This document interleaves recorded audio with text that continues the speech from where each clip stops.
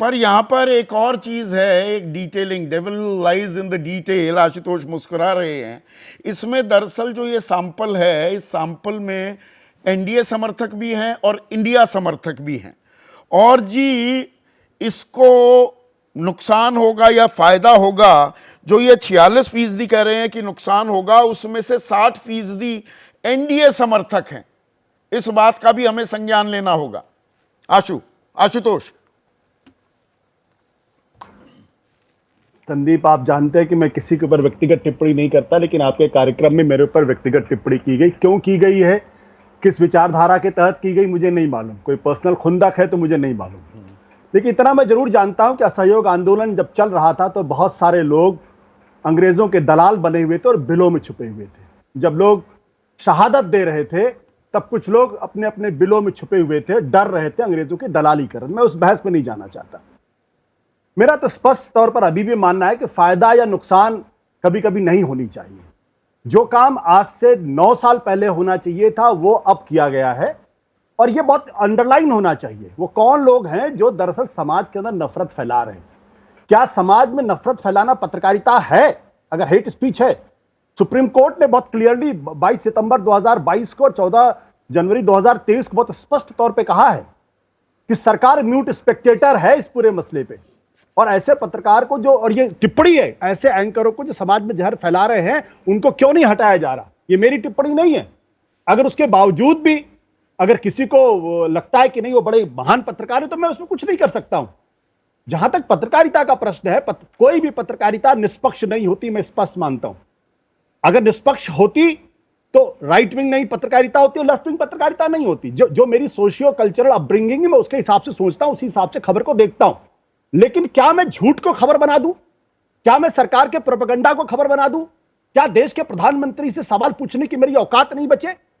और क्या आज के जो संपादक अपने अपने पदों पर बैठे वो संपादक होने के लायक भी हैं या नहीं? ये भी तो प्रश्न होना चाहिए। हमने और प्रभु ने, मुझे अच्छी तरीके से, मैं तो बहुत छोटा था जब मुझे पहली बार कहा गया कि प्रभु के साथ आपको एंकरिंग करनी थी, तो मुझे डर लगा, क्योंकि प्रभु की पहचान तो आरएसएस के तौर पर थी और मेरी पहचान लोगों ने जेएनयू के लेफ्टिस्ट की बना रखी थी। प्रभु के साथ मैंने सैकड़ों कार्यक्रम किए हैं। आप पूछ लीजिए कभी उनको लगा हो और मैं कभी उनसे अनकंफर्टेबल रहा हूं? Not even once.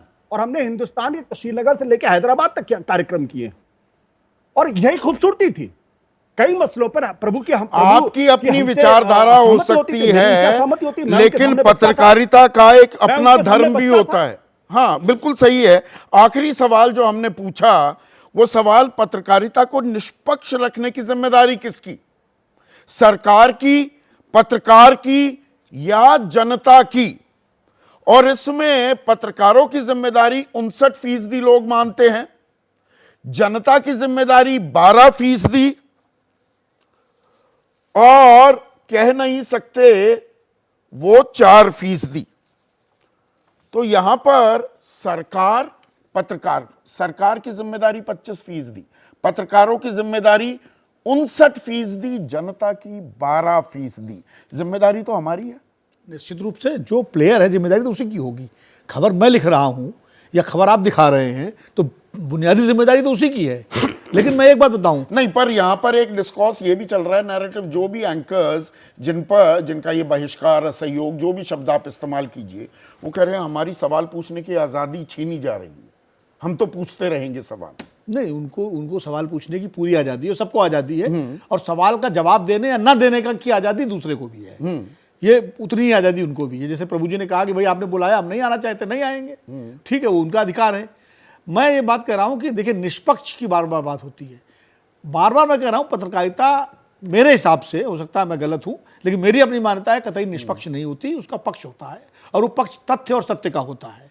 वो जनपक्षधरता होती है, वो होती है। निष्पक्ष का मतलब पोस्टमैन हो गया कि आपने एक फैक्ट उठाया वहां दे दिया, ये काम नहीं है। तथ्य के साथ साथ आपको उसकी व्याख्या करनी पड़ेगी अपने संपादकीय में। लेकिन अगर आप खबर दिखा रहे हैं, खबर लिख रहे हैं, तो तथ्य के साथ तोड़ने मरोड़ने का अधिकार नहीं। मैं एक उदाहरण दूंगा जिसकी चर्चा होनी चाहिए।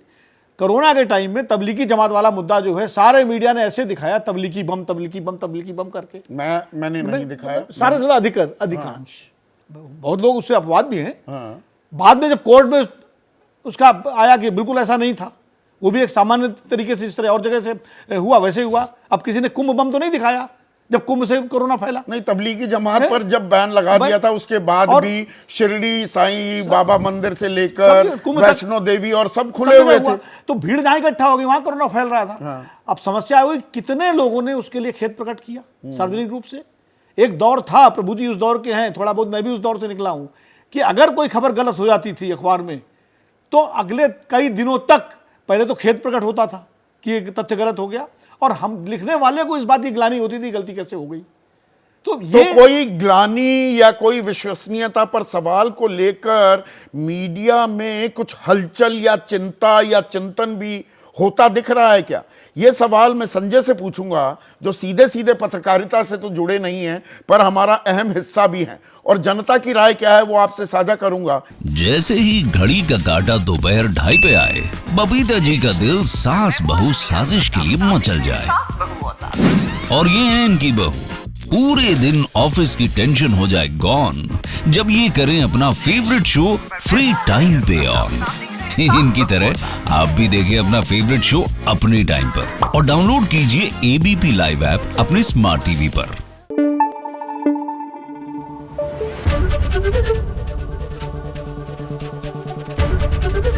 एबीपी न्यूज आपको रखे आगे।